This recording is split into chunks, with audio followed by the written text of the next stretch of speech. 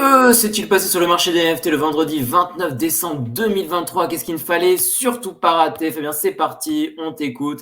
Mais avant ça, n'oublie pas le petit pouce bleu en bas de la vidéo, on s'abonne à la chaîne et surtout, on clique sur le lien dans la description pour avoir accès au Discord où on partage tous les jours du contenu exclusif sur les NFT qu'on ne partage pas sur YouTube, les stratégies qu'on met en place et surtout les robots que Fabien code et développe à la main qui permettent d'avoir un avantage technique incroyable sur le marché pour des potentiels plus-values qui sont tout autant. Bref, du très lourd pour ceux qui veulent apprendre à gagner de l'argent avec les NFT. Fabien, à toi.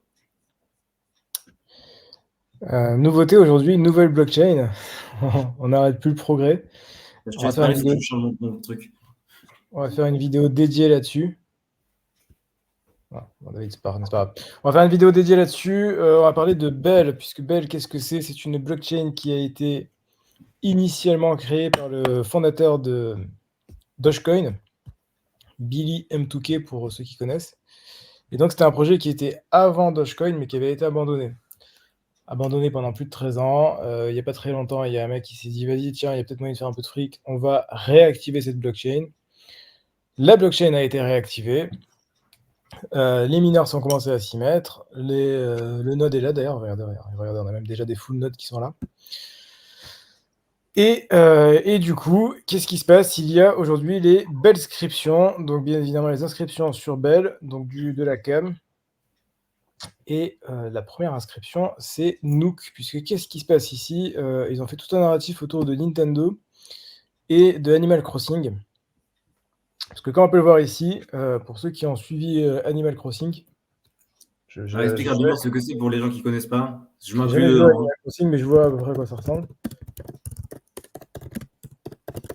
Voilà, Animal Crossing, c'est un jeu où vous avez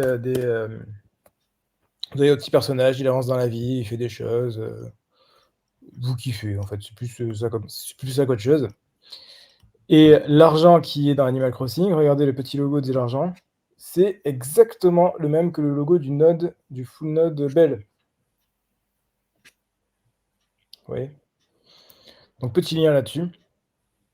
Un petit lien, énorme lien. Et donc du coup, comment ils ont appelé le wallet qu'ils sont en train de construire? Le Nintendo Wallet.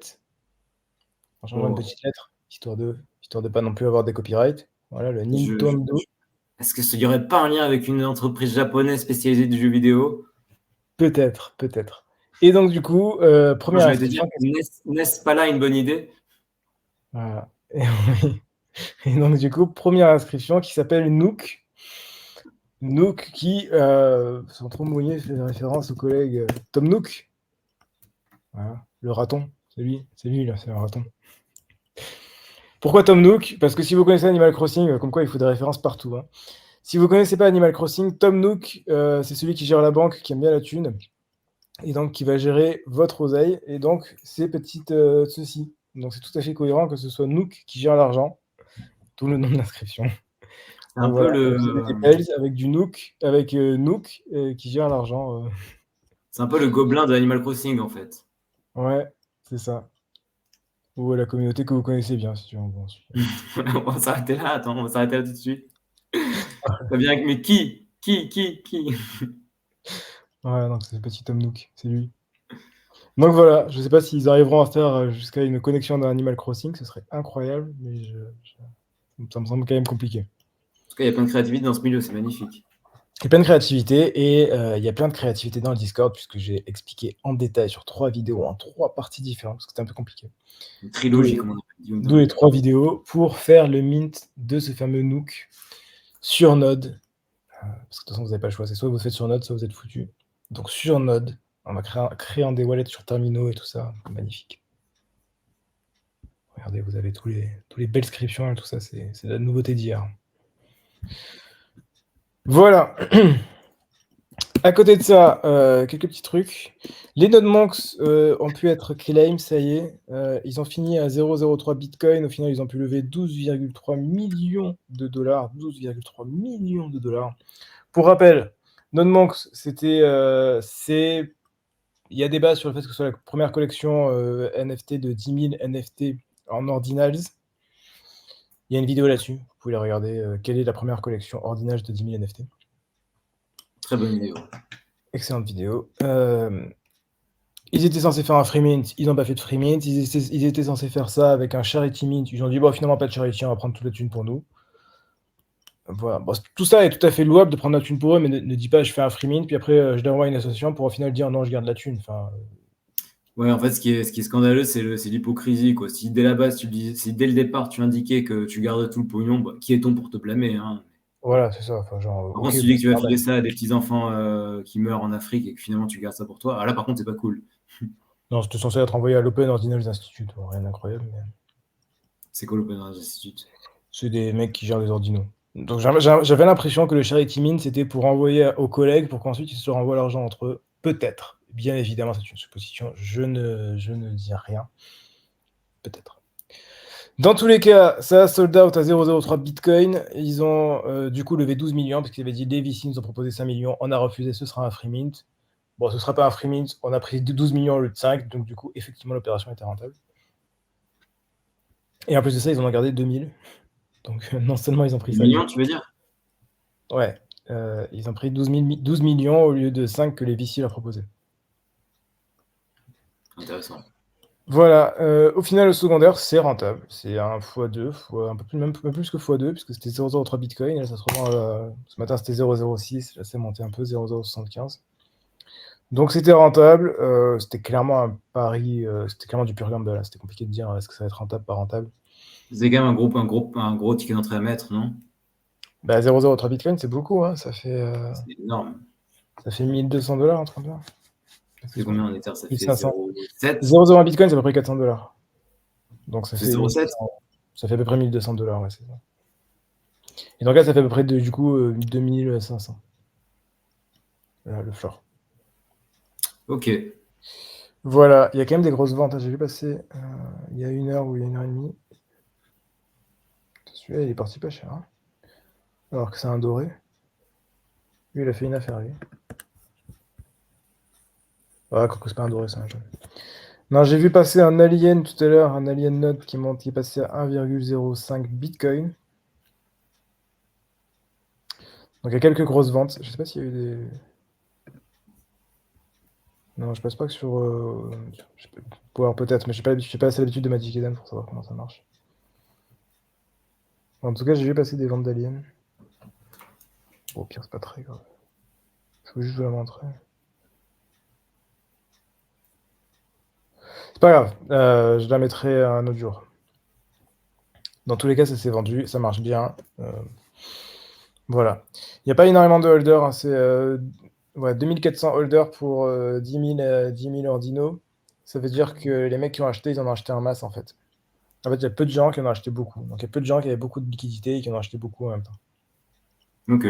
C'est comme ça que C'est ça s'est rare passé. ça ou c'est quoi? C'est commun ou pas? En fait, c'est ce qui fait que le floor est aussi élevé, c'est parce que ça veut dire que des gens qui ont beaucoup de liquidités, en général, ils ont moins de pression pour vendre au floor directement. Et donc, c'est plutôt une bonne chose. Alors, en général, les gens disent ouais, les whales, machin, ils font chier, tout ça. Les whales, c'est de bonnes personnes, puisque ils sont moins court-termistes. Ok. Donc, c'est intéressant. Blast de Pac-Man Blur, le nouveau Layer 2, la suite de Blur. Enfin, la suite, pas vraiment la suite, mais en tout cas, le nouveau. Je ne vais pas dire le terme en vidéo, parce qu'on ne sait pas. En tout cas, la nouvelle plateforme de Blur vient de dépasser les 1,1 milliard de total value lock. C'est énorme. 1,1 milliard. Et c'est ce qui fait également aussi très sûrement que les NFT sur Ether soient beaucoup moins achetés et revendus en ce moment, puisque les gens qui ont beaucoup de thunes ont mis de l'argent sur Blast. Or, l'argent est lock jusqu'à dans un mois ou deux encore. Et donc, du coup, vu que l'argent est lock, forcément, ils ne peuvent pas acheter et revendre des NFT pendant ce temps-là. Donc, c'est ce qui fait aussi, c'est ce qui joue en grande partie les 1 milliard qui sont là, et ça veut dire 1 milliard sortis du marché des NFT. Donc, 1 milliard en moins qui peuvent être envoyés à droite à gauche. Ok. Ça joue aussi, c'est hyper important de comprendre ce genre de choses. Voilà, ensuite, on a... bon, ça c'est un petit détail. Je sais pas si ça joue ou pas, mais... On a l'Inde qui a bloqué, qui a banni les principaux exchanges. 9 exchanges, dont Kraken, Binance et 7 autres un peu moins connus, j'imagine. Est-ce que ça a un impact sur le marché sur le marché de la crypto global? J'en ai aucune idée. C'est pas mon domaine pour le coup, donc je saurais pas dire. Binance, Kraken, Huobi, KuCoin, Bittrex, Gate, Bitstamp, Bitfinex, Mex. Voilà, tout ceci est illégal maintenant en Inde. Ah ouais? Terminé. Ouais. Ah, je sais pas à quel point les Indiens sont à fond dans la crypto. Pour y Je avoir sais été, pas. c'est Je un sais peu la pas. priorité. Mais bon, après, c'est peut-être une petite élite qui. Après, il y a une petite élite qui doit investir, mais je sais pas à quel niveau. Et est-ce que cette élite, au final, si c'est une élite, est-ce qu'elle bouge à l'international et que du coup passe par d'autres endroits? Tout ça, j'en sais rien, parce que je connais pas du tout l'impact. En tout cas, je peux t'assurer que les masses en Inde, la crypto, c'est pas la priorité. Hein. Ouais, j'imagine. Contrairement aux masses aux Philippines, où la crypto est la priorité. Transition parfaite sur Axie. Exactement. Axie qui continue ses évolutions. Donc, du coup, maintenant, vous avez encore l'évolution des Axie. Il y a plusieurs parties sur l'évolution. Et donc, du coup, chaque partie va permettre de burn un des éléments. Donc, il y a l'évolution pour les burns de RON, le burn de AXS et le burn de SLP.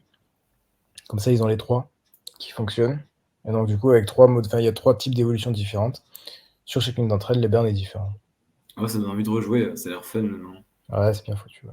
Donc, du coup, maintenant, vous pouvez faire vraiment évoluer vos axes, faire évoluer certaines parties, améliorer certains éléments. Franchement, il chauffe de ouf, encore une fois. Hein, ça, on a bien vu la dernière fois, le token Ouais. je crois qu'il est redescendu légèrement en dessous des 2 $, mais bon, il est quand même monté jusqu'à 2 $, c'est quand même déjà un bel exploit. Sachant d'où il partait. Ouais, donc vraiment intéressant. Et voilà, et on a fait le tour pour aujourd'hui. Il y a Nicolas Pi qui a une question.